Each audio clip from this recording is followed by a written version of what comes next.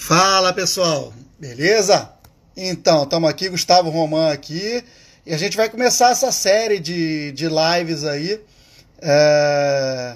Hoje vamos receber já já a Alessandra, né? A Alessandra Oliveira, pivô de basquete, e já já ela vai estar por aqui com a gente. E a gente vai recebê-la aqui. A gente vai ter mais lives essa semana, né? A gente vai ter na quarta-feira, às 3h30, o Fernando Meringeni, né? Sempre no horário de Brasília, aí, quarta-feira, 15h30. Na quinta-feira, às 16h30, a gente vai ter a Dara, né? Capitã da seleção brasileira feminina de handebol. Bom dia, Ju. Bom, a Juliana já entrou. A gente está aguardando aqui a entrada da Alessandra, que já falou, já está na área, já deve estar entrando já aí, já nos comunicamos. Ela já deve estar chegando aqui. Oi, mãe. Oi, filho, é ótimo. Oi, mãe.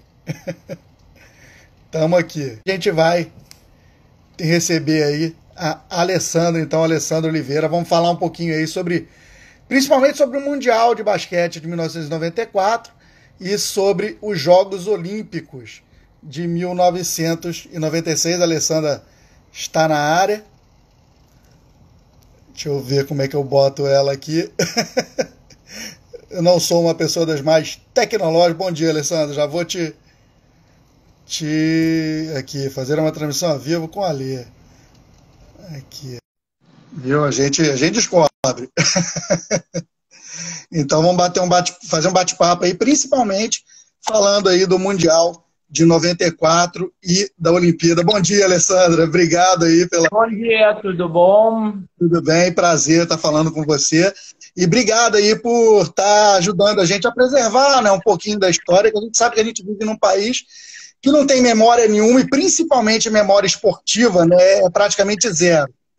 Então, meu trabalho fica sendo também, além de ser jornalista esportivo, de guardar um pouquinho dessas relíquias, né, no meu canal. Logo depois que a gente falar aqui lá no YouTube, eu vou publicar, por exemplo, os jogos Brasil-Estados Unidos e Brasil-China do Mundial de 94 na íntegra, para o pessoal ver o que a gente está conversando a respeito aí.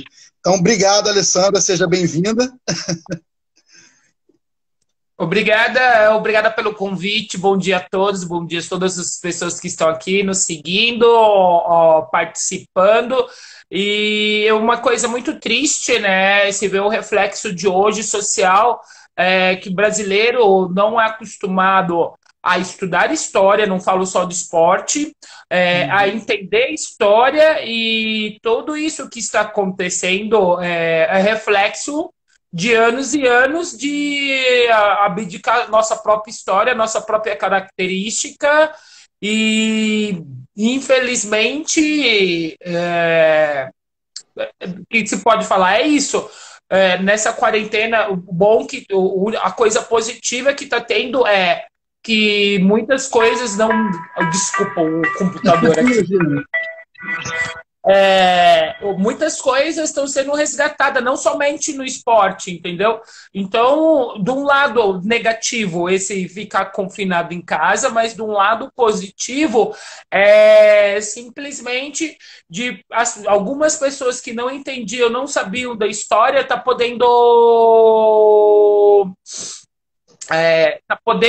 entender, resgatar aquelas que querem, né? Porque conhecimento e conteúdo tem de vários modos, de várias maneiras, sendo apresentado na internet, né? Então é só as pessoas filtrarem. E eu fico feliz por você estar dando esse apoio, né? A relíquia do basquete é muito importante, né? Até estava outro dia, né, com a Norminha, e ela...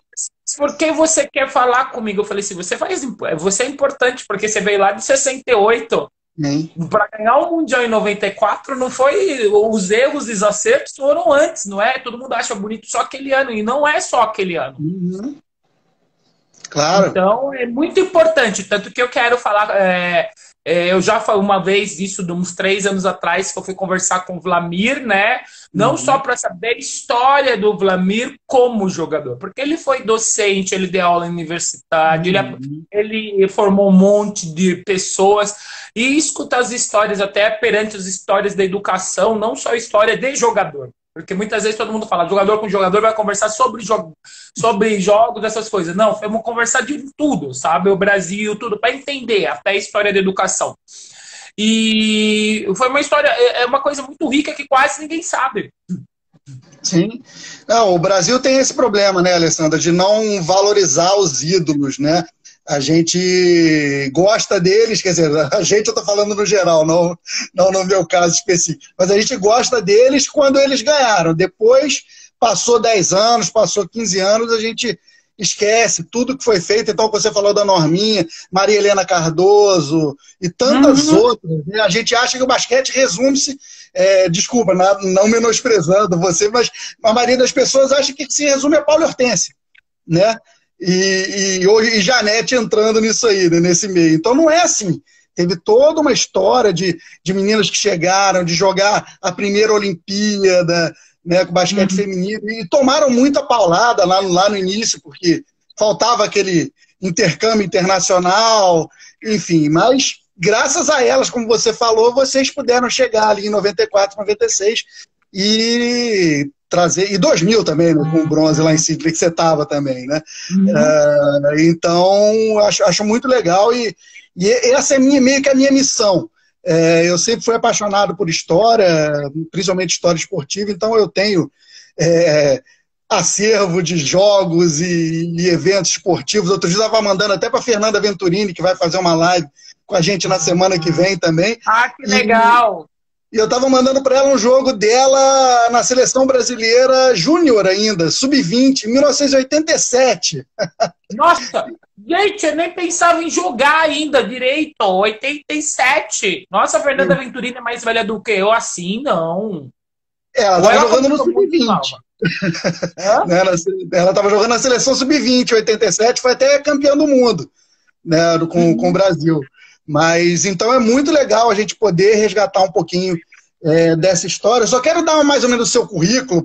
Tem muita gente que está vendo, mas não conhece, de repente, a Alessandra, tem muita gente que conhece.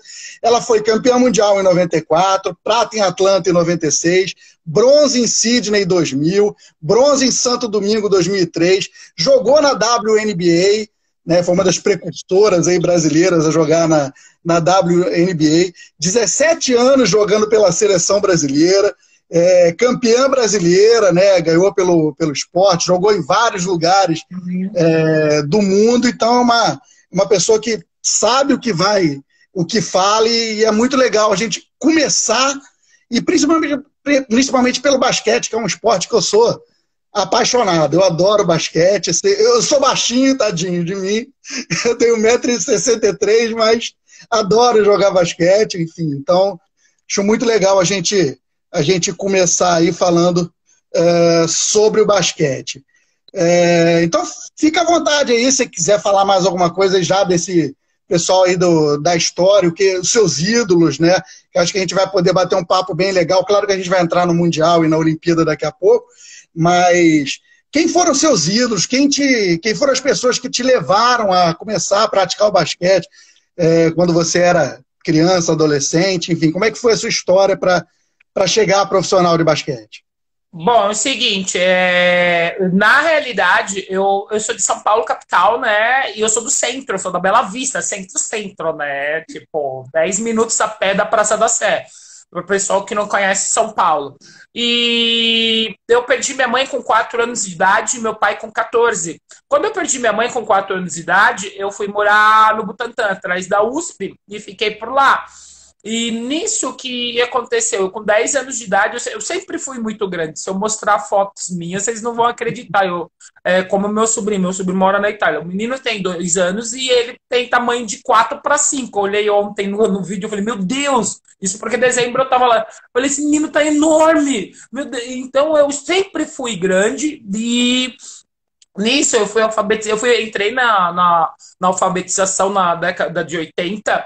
eu entrei com 5 anos. Você sabe que na década de 80 você não era alfabetizado com 5 anos. Na primeira série você não entrava, você entrava com 7. E isso foi... Começou porque eu era muito grande e foi passando. Com 10 anos de idade, eu era boboca, eu era a mais nova da classe, ainda mais que eu sempre estudei escola estadual. Me jogaram numa quadra, mas eu agradeço até esse professor de educação física, porque não entendia que era esporte, eu não tive apoio de família. Até então, nessa época, eu comecei com atletismo, handebol, voleibol e basquete a nível escolar. O atletismo foi o primeiro que eu saí, que estava muito calor. Depois de um treino, nós fomos correr 800 metros no CP USP, foi embora. Depois foi o handebol, porque eu não entendia. E aí ficou o vôlei e basquete. Eu joguei até, inclusive, vôlei 2 anos, federada no São Paulo, porque eu tinha já, com 12 anos, eu tinha 1,82. Mas eu jogava basquete também já na escola. E eu gostava mais da turma de basquete porque eram minhas amigas. Quando meu pai morreu, eu fui fazer um teste de basquete em Piracicaba. E nisso eu fiquei. Porque eu também já tinha que ganhar dinheiro, já tinha que pensar, porque eu tinha mais 2 irmãos, entendeu? Minha situação não era muito favorável naquele tempo. Eu fui receber a pensão do INSS, porque meu pai trabalhava, depois de 1 ano, gente. Então você imagina, quando eu falo de político, todo mundo fica assim, pra mim, ó, porque eu fiquei quase 1 ano passando fome. Quase 1 ano. Se eu não fosse o basquete, eu não sei o que iria acontecer comigo. Então, eu agradeço todos esses professores que passaram na minha vida, no meu primeiro estágio esportivo. Não só eles, fomos os técnicos também. Eu fiquei 1 ano em Piracicaba, depois tinha um monte de menina, porque naquela época nós éramos 6, 7 meninos acima de 1,90. E a República estava lotada, e aí Jundiaí me pegou. Aí eu fiz toda a minha categoria menor em Jundiaí. Entendeu? De 89 para 90 até 93, quando terminou o time. Já era meu último ano de juvenil. Então, para mim, meus ídolos, na realidade, quando eu era criança, eu nunca pensei que eu ia jogar basquete, eu nunca pensei que eu ia jogar na seleção brasileira, nunca pensei. Foi uma coisa que foi gradativa, entendeu? Logicamente que eu tenho meus ídolos do basquete, mas não foi por causa deles que eu fui jogar. Posso falar que em 87, o PAN de 87, eu tava jogando, eu tava na escola, eu jogava vôlei e basquete, aquilo motivou muito, eu lembro do jogo da final, e lógico, depois novamente, mas eu jogava vôlei, não jogava basquete, então, porque eu já também recebia uma ajudinha de custo, entendeu? Para ajudar dentro de casa. E depois foi basquete. Em 91 foi minha primeira seleção brasileira, depois de 2 anos que eu estava jogando mesmo basquete, foi a Olimpíada da Juventude, que nós fomos para Valladolid, ficamos em 7º lugar. Aí de 91 até 2010 eu fiquei na seleção brasileira. Que foi a minha primeira seleção juvenil. Não, muito legal essa sua história, porque todo mundo que conhece atleta acha, por exemplo, no futebol, o cara que é flamenguista, eu comecei a jogar por causa do Zico, comecei a jogar por causa do Gabigol. E esse depoimento é muito legal, porque você começou a jogar por causa dos professores, né? Então é muito legal, são os heróis nossos diários de cada dia, né? É sensacional essa declaração aí. Alessandro, já tem um pessoal aqui falando que ama você. Eu vou tentar ler na medida do possível aqui. Tá. Obrigada, pessoal. Bom dia, obrigada, pessoal. Obrigada mesmo pelo carinho. Espero que tenha passado tantas emoções com vocês e continua. E eu fico muito contente de vocês ainda estarem aí, lembrarem de mim, lembrarem da minha história. E tem até um amigo meu me sacaneando aqui, desculpa, mas o termo é esse, né? Que dizendo que o Gustavo também jogava basquete como pivô, né? Por causa da minha altura, né? Imagina, eu ia ser tipo, não sei se você lembra daquele jogador da NBA, o Muggsy Bogues, que tinha 1,5 m, ele passava meio que no meio das pernas dos caras, mais ou menos isso. Como chama aquele que era o bom, ele passava no meio da perna. Que foi o africano, um dos mais altos naquela época, da época de 90. Tinha esse que jogava no Charlotte, exatamente esse que eu tava brincando. E tinha um outro baixinho também, que era o Spud Webb, que jogava na NBA, no Atlanta Hawks, que chegou a ganhar o campeonato de enterrado. Então, não nos menospreze, Thiago, não nos menospreze. Tamanho não é documento, gente. Eu falo porque eu treinei demais, eu treinei demais. É até muito mais difícil para quem é muito alto os treinamentos, até dominar Uhum, as habilidades, tudo, porque não é uma construção de um todo, uhum, entendeu? E quanto mais você vai crescendo, você vai perdendo a noção de espaço. E é exato. constantemente você tem que ser monitorado. Eu monitoro um menino de 12 anos de idade, ele tem 1,90. E agora por online, imagina. Porque tem hora quando você vê, até eu lembro uma vez, isso foi muito cômico. Eu cresci até os 19 anos, né? E o que aconteceu? Uma vez eu tava entrando no metrô, bati a cabeça, eu tinha esquecido. Tipo, 3 meses atrás, eu entrava no metrô com a cabeça erguida e não batia na cabeça. Depois Uhum. eu não sei o que aconteceu. Sabe quando você bate e volta e todo mundo olhou assim, meu Deus, ela não. Tipo, não, foi cômico, mas você perde a noção, você vai crescendo, crescendo, quando você vê, você não tem noção espacial, você perdeu todo o seu centro, entendeu? Então Uhum. é difícil até uma certa idade, principalmente até os 20 anos. Claro. E é Aqui monitoramento constante.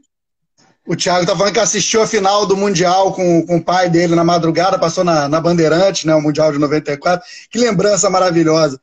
Sem dúvida, nós já vamos falar sobre esse Mundial de 94 muito, porque eu quero focar nesse Mundial e na Olimpíada, que são os jogos que eu tenho para postar, porque assim, a ideia dessa série, é claro que a gente vai falar sobre outras coisas, mas a gente bater um papo sobre isso e depois as pessoas poderem ir lá e assistir o que vocês fizeram, né? Então, que muita gente Uhum. diz, não fez isso. Ela não parou a chinesona de 2,3 m na final, não.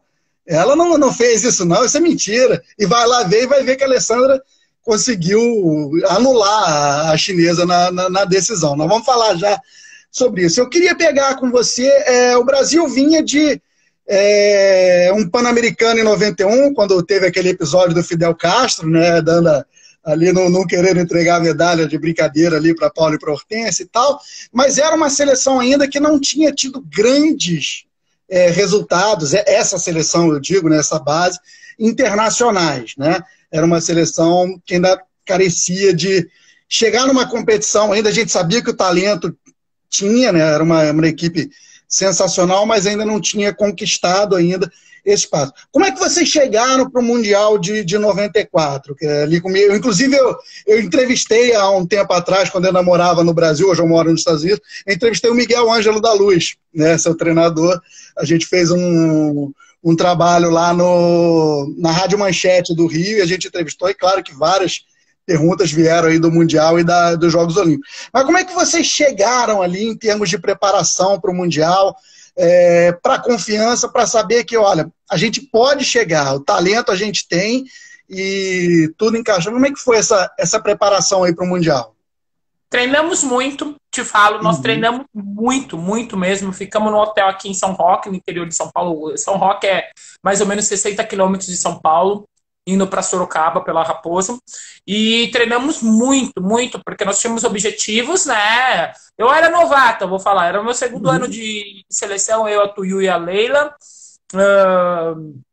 Então, tipo, tínhamos uma responsabilidade muito grande, né?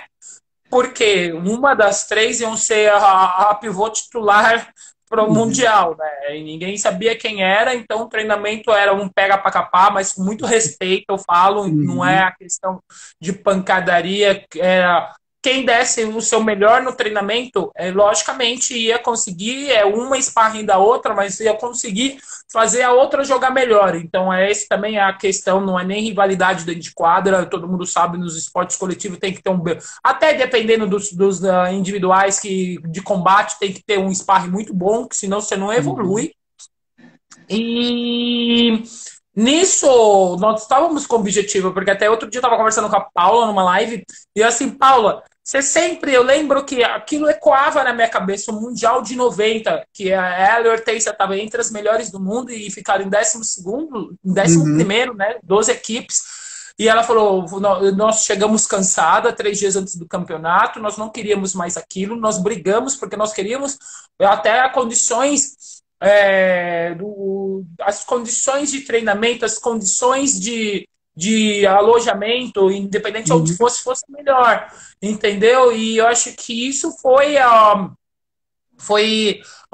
evolução e o reflexo também do resultado de 94. Fora a equipe unida, entendeu? Isso aí, todo mundo na mesma sintonia, pensando no mesmo objetivo. Fora a organização, o staff que nós tínhamos atrás, mas mesmo os jogadores, porque o título... Tudo bem, lógico, tem sempre um jogador que vai se destacar, mas você pensando no esporte coletivo, tem os outros que também estão lá, que treinaram para determinada função. Eu acho que também, nesse Mundial, cada um tinha a sua função e foi bem executada a função de cada um, de cada membro da equipe, de cada jogadora também, do staff e de jogadoras. E isso que proporcionou o resultado positivo. Nós não sabíamos, quando nós embarcamos para a Austrália, nós não sabíamos qual ia ser o resultado. Mas nós sabíamos que nós não queríamos ficar em 11º. Isso sim, tá entre os 8 do mundo. E foi, tipo, step by step, como fala, degrau por degrau, que nós fomos construindo as vitórias, entendeu? Nós perdemos um jogo na primeira fase, ninguém fala sobre isso. Nós perdemos contra a Eslováquia, entendeu? Isso. Então, e aquilo, depois jogamos duro contra a Polônia, que não foi fácil. E foi crescendo diariamente. Também a maturidade. Outro dia eu estava assistindo o Mundial de 94, a final, né? Porque a FIBA finalmente pôs em HD, né? Então a imagem, ó, gente, é legal. HD assistir outra coisa, porque antes parecia que o jogo era lento. Não, você vê em HD, porque eu já tinha assistido. Eu falei, nossa, nós jogávamos basquete tão lento assim. Não, é porque a imagem daquela época é lenta. Quando você vê em HD, tem lances que ficam mais nítidos, até as feições, você vê a feição, tudo. Eu tava torcendo para mim mesmo. Muito legal. Cheguei uma hora, eu falei, meu Deus, eu torcendo para mim mesmo, esse jogo já foi. Não, mas é o que eu sempre brinco aqui com o pessoal que tá aceitando participar aqui das lives, né? O pessoal agradece. Inclusive, eu mandei, né, jogos para Fernanda Venturini, como eu falei, mandei jogos para o Melingene, que é a nossa próxima live. Deixa eu só fazer uma propagandazinha aqui já no meio. Quarta-feira, 15h30, a gente vai ter uma live com o Fernando Melingene aqui também. Então, mandei jogos pro Melingene também. E, nossa, para a Dara, do handball, que vai ser a nossa live. Que legal, eu conheço a Dara. Então, vai ser a live de quinta-feira e as pessoas, assim, sabe, agradecendo como se eu estivesse fazendo um favor de mandar os jogos para eles poderem rever. Falei, gente, vocês é que construíram a história, só estou tentando guardar essa história para todo mundo poder saber quem foi o Melingene, quem foi a Alessandra, quem foi a Dara, enfim, né? Vocês é que fizeram a história, a gente está só aqui guardando isso um pouquinho.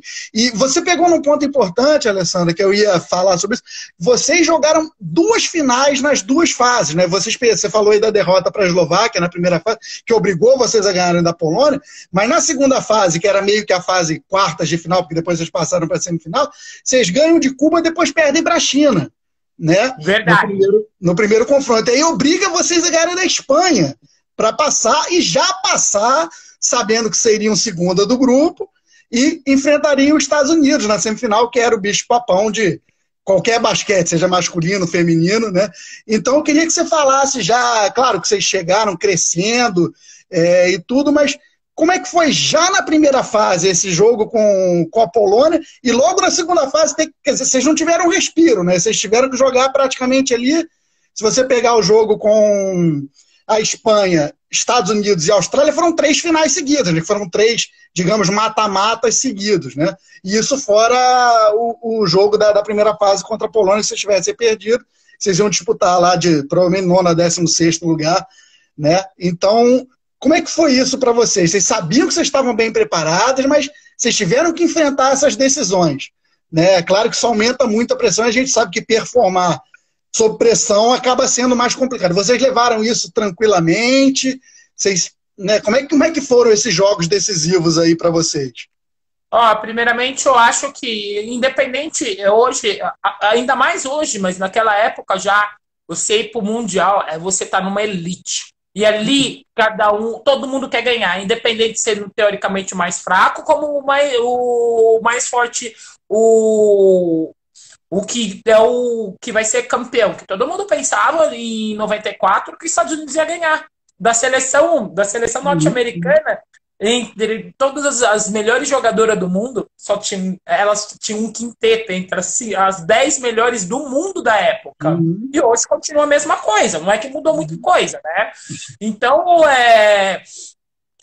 para você crescer no Mundial, até nos Jogos Olímpicos, que são essas fases de grupos, e você não pode falhar, você tem uma falha. Se você falhou no momento errado, você cai lá para o último. É isso que acontece. E nós fizemos, como você lembrou agora, nós fizemos finais antes da final. Para mim, o jogo mais difícil, contra a Eslováquia, ninguém conhecia a escola, ainda estava no começo, eles estavam crescendo uma identidade. Até eu joguei na Eslováquia depois, a treinadora falou isso, a minha treinadora, Natália Reikova, que é uma das melhores treinadoras do mundo, que ganhou a Euroliga, como jogadora e como técnica, então não é qualquer um que faz isso. E ela lembrando daquela seleção de 94, algumas vezes que nós conversamos. E depois contra a Espanha, que elas não acreditavam, eu estava vendo um highlights outro dia, a Blanca Aires meteu 50 pontos, né? 50 só, ninguém parava, e ela é baixinha, gente. E, tipo, era vontade, não é só... Você chegar no Mundial não é só a técnica, a raça, mas tem a vontade também. Se o time está unido e concentrado, já muda muita coisa. Mas se um sair, se um desviar o caminho, já não tá aquela coesão. Eu acho que para nós, tipo, eu era uma das novatas, eu, a Cíntia, posso falar, eu, a Cíntia, a Leila, nós tivemos muito aporte psicológico também, né? Nós falamos tanto de coaching, psicologia hoje, mas o Valdir Pagan, o final do Valdir Pagan e o Hermes Balbino ajudou muito, nos auxiliou muito para tirar essa pressão da nossa cabeça nesses momentos, entendeu? Então isso auxiliou demais. Nós sabemos que nós tínhamos que fazer, mas a questão até psicológica, porque você ir para o Mundial com 19 anos, você ter que segurar a onda lá contra meninas que já estão lá rodando há muito tempo, não é fácil. E isso proporcionou até, nos auxiliou naquilo que nós deveríamos fazer. Eu acho que, apesar da minha pouca idade naquele Mundial, a responsabilidade era muito grande. E eu vejo hoje, como hoje, eu desempenhei aquilo que era pedido a mim, independente dos erros e acertos, porque nada é perfeito na vida, não é só no basquete. No basquete, quanto menos você erra, é que você ganha. Nosso jogo é bem estranho, né? Um pouquinho estranho nesse conceito. Muitas pessoas ainda não entendem, não acreditam sobre isso. E foi as vitórias que nós estamos tendo. Contra a China, naquele jogo lá, inclusive, nós não sabíamos como íamos marcar a Zeng, quer dizer, tínhamos uma teoria, só que nós não sabíamos. Então nós entramos no jogo, logicamente, para ganhar, não foi para perder. Acho que ninguém entra para perder, não gosta de ser perdedor ou loser antes de um jogo, mas foi ali que nós conseguimos ajustar, e o jogo contra os Estados Unidos foi tudo ou nada. Nós fomos para ganhar, e sabendo mesmo que elas eram as melhores do mundo, que o time era... E ninguém acreditava que nós íamos ganhar, porque aquele escorregão ali que era para evitar os Estados Unidos. E depois, eu te juro, nós pegamos os Estados Unidos no Mundial de 98, na semifinal, perdemos de pouco ponto. Depois pegamos eles também, 2002 também não. E depois nós pegamos em 2006 aqui no Brasil, na terceiro e quarto. Então, ele sempre nós sempre tivemos duelos grandíssimos contra os Estados Unidos. Não, legal. E uma coisa que você falou me lembrou até uma história olímpica também. Você falou da China, do jogo contra a China na segunda fase, de vocês conhecerem, né, a Zeng e tentarem ver uma maneira de marcar. Isso me lembra uma história da Olimpíada de 84, né, do vôlei masculino, né? Não com o Brasil, mas com os Estados Unidos. Os Estados Unidos, só para o pessoal poder entender, né, o que a Alessandra está falando, até com exemplo também prático, né, que muita gente... Os Estados Unidos perde para o Brasil na fase de grupos do vôlei masculino por 3-0. O Brasil precisava ganhar por 3-0 para se classificar para a semifinal. E os Estados Unidos entra para marcar as jogadas, fazer estatística e marcar quais são as jogadas. No sufoco, o William vai levantar para o Xandó, para o Montanaro, enfim.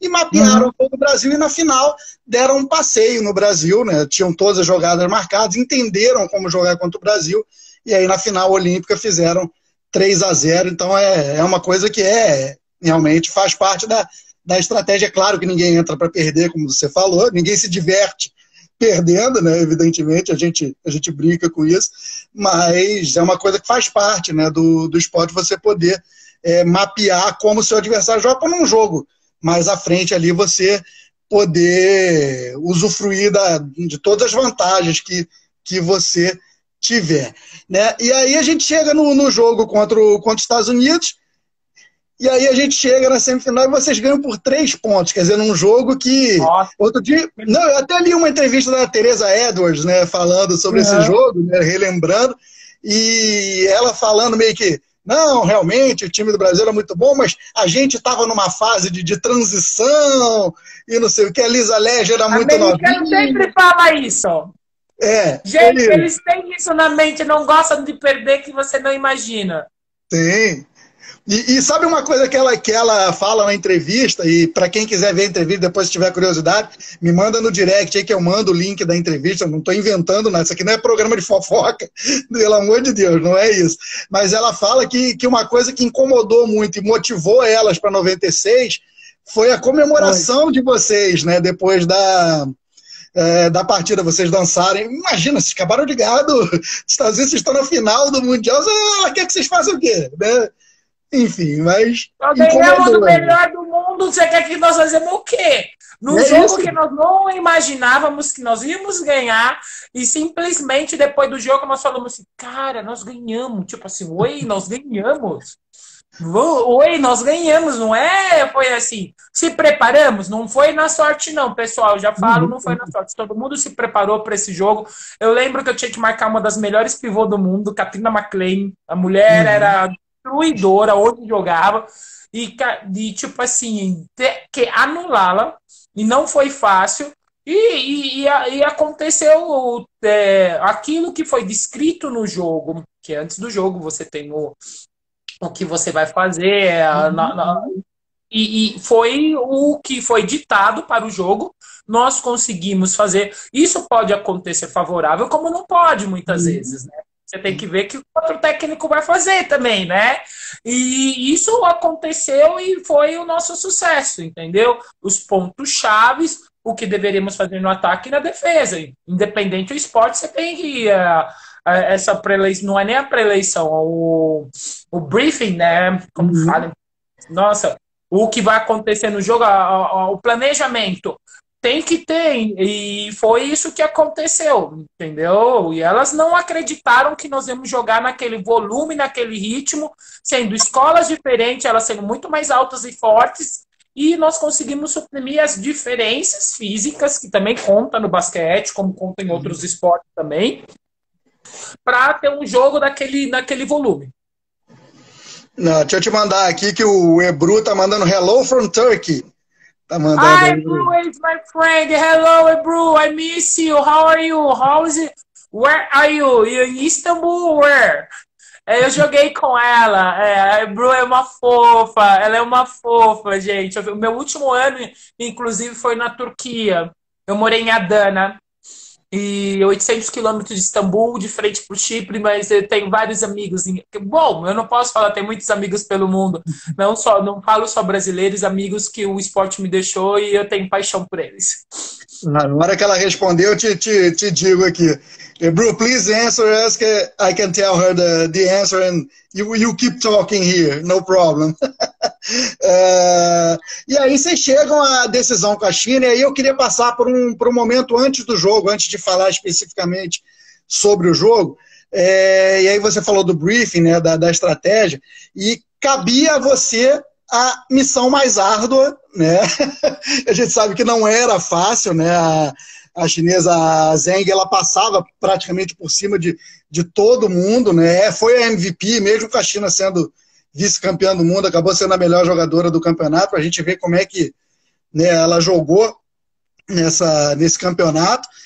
E como é que foi, então? Como é que você pode contar detalhes do que foi montado, do que foi feito diferente da estratégia do primeiro jogo, quando vocês estavam conhecendo ou testando maneiras de parar a Zheng, para essa final? Como é que vocês ajustaram isso? Como é que o Miguel ajustou, enfim, como é que você entrou ali na sua cabeça? Não, eu sei que anular ela completamente eu não vou conseguir, mas eu tenho que diminuir ela, né? Que muitas vezes isso acontece.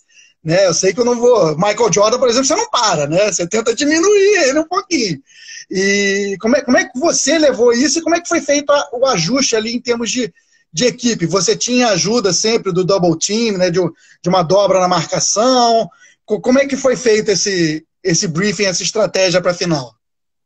Bom, na estratégia nós usamos que a bola não poderia chegar na mão dela, porque toda vez. Gente, ela, ó, eu falo. O problema não é ser grande ali, não foi ser grande. Ela era larga, ela era enorme, absoluta. Não é.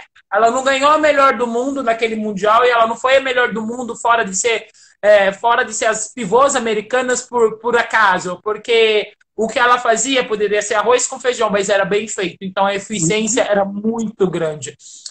Vamos supor, de 5 bolas que ela pegava na posição de pivô posto baixo, as 5 ela acertava ainda 2 mais 1, entendeu? Porque se ela vira, ela tinha um pé de pivô, era um movimento muito simples, era girar, arremessar com a bola no alto, então ela não batia a bola, ela tinha força no braço, que mesmo levava com você, então isso que nós tentamos anulá-la. Marcando pela frente, tinha que marcar pela frente, tentar a bola não chegar nela, fazer a bola e as laterais tinham que fazer a bola girar do lado ao contrário muito rápido para não ficar tentando focalizar o passe e achar o alvo. Porque mesmo, apesar que ela não pegava passe nas costas, que nós chamamos blob pass, mas essa foi uma estratégia, entendeu? Não deixar a bola entrar. E mesmo assim, ela fez quase 20 pontos naquele jogo. Fez 20 e poucos. Mas não era fácil. E mesmo quando vinha o trap, tinha vezes que ela virava com a menina vindo, porque não era a menina abaixo que estava vindo, e dava 2 mais 1. Então, anular a ela a recepção de bola faria, também tem essa, faria que uma outra jogadora pegasse a responsabilidade. E o time era muito dependente nela. Então isso descaracterizou o jogo, entendeu? E descaracterizando o jogo, alguma outra jogadora tem que pegar mais responsabilidade. E isso deixou também, mexe com o lado psicológico, né? E meu ponto de referência não tá conseguindo fazer aquilo que o treinador pediu, então até fica a dúvida, principalmente dependendo da escola, como ali é a escola asiática, o que o treinador descreve você tem que fazer, entendeu? Não é, aqui no Brasil tem hora que o jogador quer inventar e não tem. Mesmo na Europa, a disciplina tática e técnica é aquilo. Logicamente, tem coisas que você vai ter que adaptar durante o jogo, mas você não pode sair tanto do script que está escrito para você. Então foi isso. O nosso sucesso foi nesse, por isso que nós ganhamos o segundo jogo. Vocês ganharam bem, né? 96-87, quer dizer, 9 pontos de vantagem, não é uma vitória apertada. E como é que é ser campeã do mundo? É uma pergunta que você já deve ter ouvido algumas vezes. Né? Que sensação é essa? Não dá nem para descrever, né? Eu vou falar para você que não dá para descrever, porque quando aconteceu, eu tinha 19 para 20 anos, 20 para 21 anos, eu sou 73, 94. E eu sou de dezembro, 20 para 21. Eu te digo, eu não acreditava. Eu só acreditei quando eu voltei para o Brasil. Entendeu? Tipo, quando chegou no aeroporto, aqui em Guarulhos, eu vi aquele monte de gente. Eu falei, o que está acontecendo? Eu queria ver a minha irmã, queria falar com a minha irmã, e eu não conseguia chegar na minha irmã. Nem deixava a minha irmã passar. E ser campeã do mundo, são poucas pessoas no mundo, principalmente feminino. Uma vez eu estava numa aula, porque eu fiz pós-graduação aí no Rio, no Comitê Olímpico, né? Aí eu virei e falei, aí o professor do negócio de detectação, né, não era sobre crianças e adolescentes, detectação de talento. Aí ele falando, era numa discussão, bate-papo, eu olhei assim, professor, então eu sou a exceção, porque, cara, eu nunca pensei que eu ia jogar basquete, todos esses dados aqui, tudo, eu não enquadro em nenhum. Ele falou assim, você é um gênio, você que não acredita. Entendeu? Eu falei, nossa senhora. Aí, então, hoje, eu entendo o que é ser campeã do mundo, só que aqui no Brasil muitas pessoas não entendem o é que ter uma campeã do mundo. Entendeu? É ao contrário. Porque muitas vezes você é muito boicotado nas coisas que você faz, ou muitas vezes nas coisas que você fala, e não é que você está falando pelo mal, você está falando para o crescimento do esporte, o crescimento da modalidade independente, se é masculino ou é feminino. Porque você teve experiência. E outra coisa, eu tenho quase 15 anos de Europa, e eu joguei fora do Brasil quase 15 anos, e eu sei a diferença das escolas, porque eu joguei na Ásia, eu joguei na Europa, eu joguei na Europa, no leste Europa, joguei no bloco de cá, no bloco de lá, joguei nos Estados Unidos, entendeu? Então, são mesmo, e cada país na Europa tem uma característica que quase ninguém sabe, um pouquinho diferente da outra, que vai também para os aspectos físicos, fisiológicos, culturais. Então, é difícil, eu falo. Aqui no Brasil é difícil. Eu sou muito contente de tudo aquilo que eu fiz na minha carreira, te digo. Eu nunca imaginei sobre isso, mas eu falo, é difícil. Se eu falo no dia de hoje, é difícil. Infelizmente, né? A gente chega em... O Montancred tá dizendo aqui que essa é fera. O Júlio Malfi está dizendo que se a Lê tivesse nascido nos Estados Unidos e Europa, seria venerada, uma pessoa do bem. Enfim, né? A gente não precisa. Amigo de posse. Mas não é por isso, não é por isso. A gente sabe que é verdade, né? O Rico Braza está dizendo que você deveria estar na gerência do esporte do Brasil e também educação, com outras mulheres incríveis. Não sei se é o projeto pessoal, mas eu concordo. Eu acho que a gente tinha que usar muito mais esse pessoal, e principalmente o pessoal como você, que depois que parou, se prepara para outras coisas, né? Então a gente viu aí que você já fez cursos, você não criticando, cada um tem a sua escolha, mas você fez curso, você se preparou para outras coisas além, né, do esporte. Então teria que ser muito mais bem aproveitada, né? Eu estou ainda me preparando, porque eu, com 40 anos, eu fui para a universidade, mas eu não fiz EAD. Eu sentei todo dia na universidade para aprender, porque eu já tinha o CREF provisionado, fui para a universidade porque eu queria aprender sobre preparação física, depois entrei na pós-graduação de basquete 3x3 do Comitê Olímpico, já estou me preparando para o mestrado, entendeu? Então eu sou uma pessoa que não critico, como você disse, sobre os outros atletas, cada um tem em sua vida. Eu não fico me apegado ao passado, treino. Eu não falo que eu ainda sou formada, que eu sou uma técnica, uma treinadora, porque eu ainda estou jogando, eu tenho que cortar, como disse uma professora minha de psicologia, eu tenho que cortar esse laço, porque enquanto você jogar, você não vai ser treinadora, porque ainda você tem gesto. Eu já melhorei muito, agradeço isso que ela falou, porque eu gosto muito de jogar, então isso está no meu sangue, na minha vida. Até quando eu vou dar aula para as crianças, está faltando um, eu entro. E ela falou que até isso você tem que parar, porque eles não podem te ver referência como jogador, eles têm que ver você como treinadora, mesmo que escolinha, eles não podem ter essa referência sua como jogadora. Então, dou aula de particular, dou personal trainer e sim, agradeço tudo, agradeço todas as medalhas, tudo, mas eu estou num outro momento da minha vida e essa coisa de adquirir conhecimento é muito importante. Te faz ver muitas coisas com os aspectos diferentes, com olhares diferentes. Sem dúvida nenhuma, a gente tem que estar sempre crescendo, sempre evoluindo a cada dia, né? Vamos falar um pouquinho só da Olimpíada de 96, que é o outro que a gente vai botar em breve aí os jogos para todo mundo assistir. Engraçado, eu só não tenho a final. A campanha de vocês... É bom que eu só tenho as vitórias, né? Eu não tenho derrota contra os Estados Unidos, né? Mas enfim, é uma pena, mas espero conseguir isso em breve aí.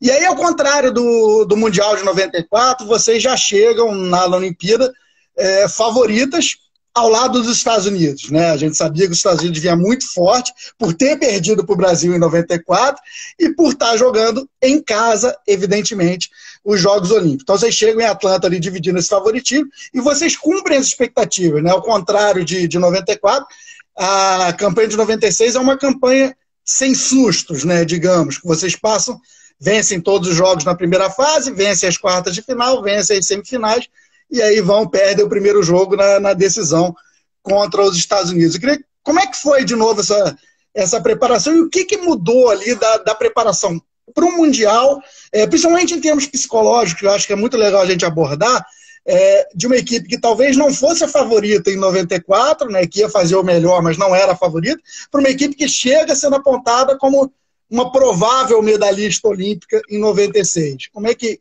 foi essa mudança na preparação?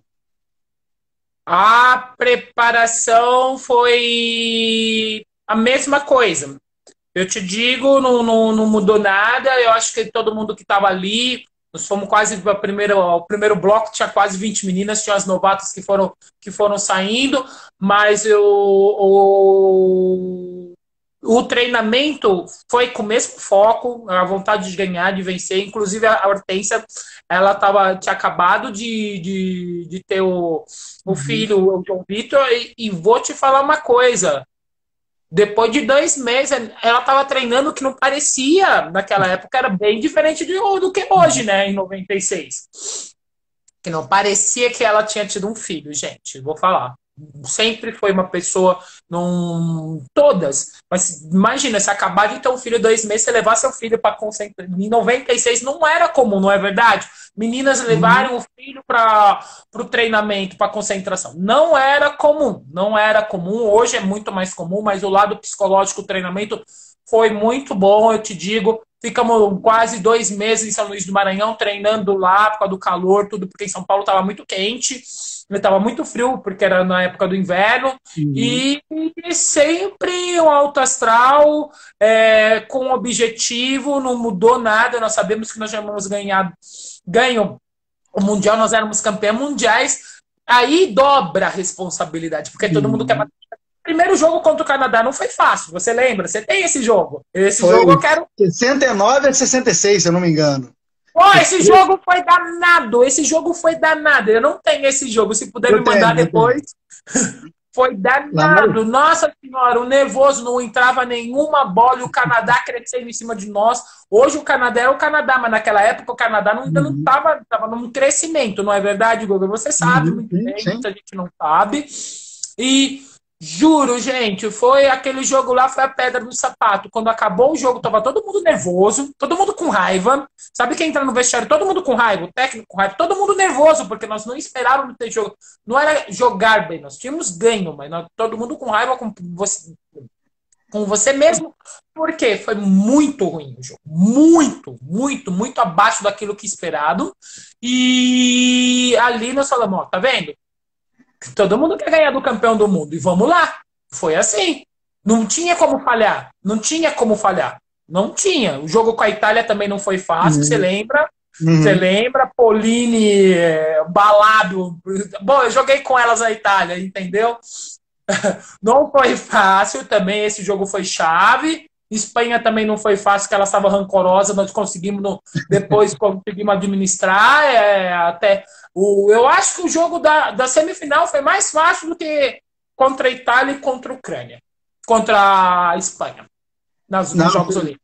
Sem dúvida, né? Vocês já fizeram a semifinal. Vocês tinham jogado as quartas com Cuba. Na primeira fase, vocês jogaram com a China e com a Rússia também, não foi isso? Foi.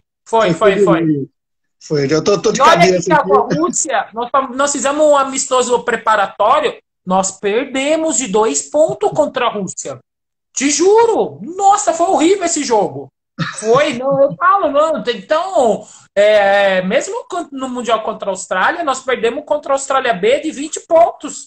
Quando nós chegamos no hotel arrasado, falando assim, nós perdemos de 20 pontos, nós viemos fazer o quê aqui? Não é assim, até ajeitar o time, tudo, chegar na sintonia. É uma preparação, são vários fatores. Todo mundo fala, Mundial, Olimpíada, não é bem difícil, o psicológico, tudo. Tá todo mundo na mesma sintonia. É, uma sintonia. Inclusive, eu ia te dar um exemplo agora, né? Não sei se você sabe, se é do basquete, você provavelmente deve saber disso. Mas o próprio Dream Team de 92, né, perde um amistoso antes para os universitários dos Estados Unidos. Né? E aí fecha o tempo e fala, gente, vamos jogar, né? A gente veio aqui para passar vergonha. Somos os maiores atletas do mundo, vamos jogar. Não vamos ganhar só com o nome, né? Porque eu sou Michael Jordan, eu sou Magic Johnson, enfim, eu sou Larry Bird. Não vamos ganhar o jogo, o nome não ganha. E depois, e aí no dia seguinte tem um outro amistoso, né? Eles ganham por 80, 90 pontos dos coitados dos universitários, né? Enfim, mas acontece mesmo. E o brasileiro tem um pouquinho disso, né, Alessandro? Amistoso, tipo, o treino é treino e o jogo é jogo, né? Esse ditado é muito comum aqui no Brasil, né? No treino, no amistoso, você não joga com aquela intensidade, obviamente, temendo alguma lesão às vésperas da Olimpíada ou de uma competição importante. Você acaba, mesmo que involuntariamente, você hoje é quase treinadora, né? Não vou te chamar de treinadora ainda, que nem você se chamou ainda, mas quase treinadora. Você sabe disso, né? Você segura um pouquinho para não ter uma lesão, para não. Então, psicologicamente, você acaba segurando um pouco, né? Também. Então, e aí você chega na final contra os Estados Unidos, e aí vem as americanas mordidas, né? Da derrota e, como disse a Teresa Edwards, da dança, né? Foi uma coisa que elas... E aí é uma coisa muito legal, eu queria só que você falasse um pouquinho a respeito disso, que provavelmente você, em algum momento, como atleta, algum treinador já usou isso com você, né? Pegar alguma coisa, algum gesto, alguma fala, isso no futebol é mais comum, evidentemente, né? Mas alguma coisinha que vocês fizeram, que alguém fez, que o adversário fez, para falar, lá, tá vendo? Temos que ganhar dela da próxima vez para não deixar elas fazerem de novo. E as americanas se pegaram nesse detalhe aí da dança que vocês fizeram, que estavam mais do que certas em fazer, pelo amor de Deus. Mas, enfim, então, como é que foi a final? Eu queria só que você falasse em termos de curiosidade. A final, logicamente, elas entraram com o objetivo de ganhar, jogar. Elas tinham que ganhar, não elas jogaram melhor do que nós. Não é que nós não jogamos. Entendeu? Mérito delas por ter ganho aquele jogo. Entramos também para jogar, para ganhar, de igual para igual, só que aconteceu que o adversário foi muito melhor. Não foi a questão. Elas estavam focadas. Desde então, elas nunca perderam mais uns Jogos Olímpicos, não perderam mais quase uma partida no mundo. Só perderam 2006 contra a Rússia aqui, um Mundial. Uma partida que elas jogaram terceiro e quarto contra nós. Com a casa cheia, elas jogaram dentro de casa, para jogar com mais de 20 mil pessoas no Jordan Dome. Aquilo foi lindo, épico. Você jogava a final olímpica com o ginásio lotado, gente. Só poucos jogadores do mundo teve essas experiências, né? No masculino e no feminino, porque... E o jogo foi, logicamente... como disse a Teresa Edwards, que ela anulou a Paula, onde a Paula ia, ela estava atrás, deu um box one nela, e todos os outros jogadores marcaram e defenderam como elas deveriam fazer. O script que elas escreveram, o planejamento saiu de acordo com o que o técnico delas queria, mas nós também não abaixamos a cabeça, fomos lá e jogamos de igual para igual. E outra coisa, o Brasil era a segunda vez que estava nos Jogos Olímpicos no feminino. É uma honra, aquela medalha para nós, eu acho que é mais do que prata, é ouro, porque pode ver nossa cara, a felicidade de estar representando o povo e uma modalidade que até então no Brasil não tinha tanto, o respeito, entendeu? O respeito. Não falo de várias pessoas, de várias coisas, de vários acontecimentos, e o resultado mostrou-se que nós poderíamos estar na elite do mundo. Nós ficamos 10 anos na elite do mundo, entre os top 4 do mundo, gente. Sem apoio, Digo, apoio, muitas vezes vocês falam, só pensa em dinheiro. Não é questão de dinheiro, gente. Alojamento, todas essas coisas, como a Norminha falou. Nós dormimos debaixo da arquibancada do ginásio. Todas essas coisas são detalhes que ainda tem esporte feminino que passa isso. Então, pensando bem, tem muita gente, não só fala no basquete, em outras modalidades, simplesmente no feminino nós não temos aquele apoio e respaldo e muitas meninas desistem. Uhum. Desistem, dependente da modalidade, desistem. Já vamos falar já de um esporte que não é olímpico profissional. Vê a diferença entre o feminino e o masculino. Sem dúvida, não. Coberta de razão. É uma pena, eu sempre digo isso, né? Eu sou um cara que adora Olimpíada. Enfim, Olimpíada eu cheguei na faculdade, por exemplo, a dizer que eu estava fazendo educação física, né, antes de fazer jornalismo, e tinha Olimpíada, de Atlanta, inclusive. E eu cheguei a falar que, ó, eu estou indo para Atlanta, para poder faltar 2 semanas e assistir os jogos, não perdia nada. Sydney eu fiquei virado, e também, enfim, não dava aula de tênis e não dei aula de tênis durante 2 semanas. Eu fazia essas loucuras para poder acompanhar. Ah, que E é uma legal! pena. E eu sempre digo isso, o Brasil, com o talento que tem, né, Alessandra, com o tamanho e com o talento que a gente tem nos nossos atletas, e você é um exemplo claro disso, você é uma pessoa que não pensava em seguir, mas você tem um talento nato, né, para o esporte. O Brasil, se desse um mínimo de estrutura, o Brasil seria potência olímpica.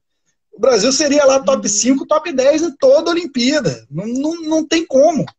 Sabe? Mas o Brasil só vê o futebol, e é o futebol masculino, e é isso, e acaba que os outros esportes ficam renegados, o que é uma pena. A gente tenta fazer a nossa parte aqui falando, né? Mas a gente não consegue mudar muita coisa. Eu queria só abordar com você mais 2 tópicos. Eu sei que a gente já estourou um pouquinho o tempo, você desculpa, mas jornalista fala demais. Não tem problema. Eu só queria abordar 2 últimos temas com você aqui antes da gente despedir de todo mundo que está nos assistindo aí.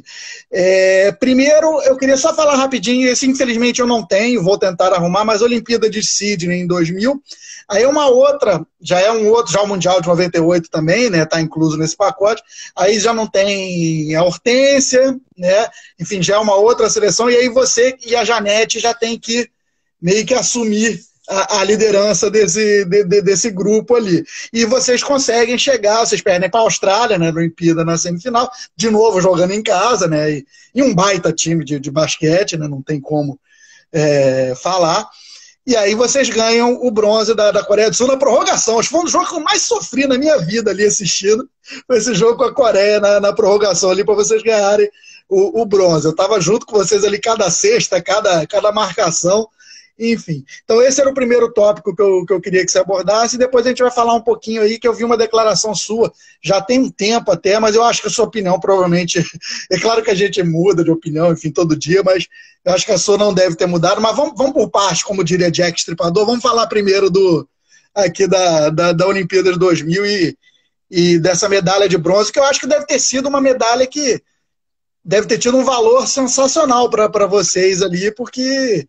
né, foi a primeira medalha ali sem a dupla, né, Paulo e Hortência, e aquilo que eu te falei no início, né, muita gente confunde e acha que o time só conseguiria ganhar com Paulo e Hortência, e vocês mostraram que não, que vocês continuaram no topo, continuaram performando em alto nível e conseguindo resultado mesmo sem as duas, que eram brilhantes, a gente não está discutindo isso, mas existiam outras jogadoras que, né, podiam levar o nome do Brasil, ainda carregar o Brasil ao alto do pódio.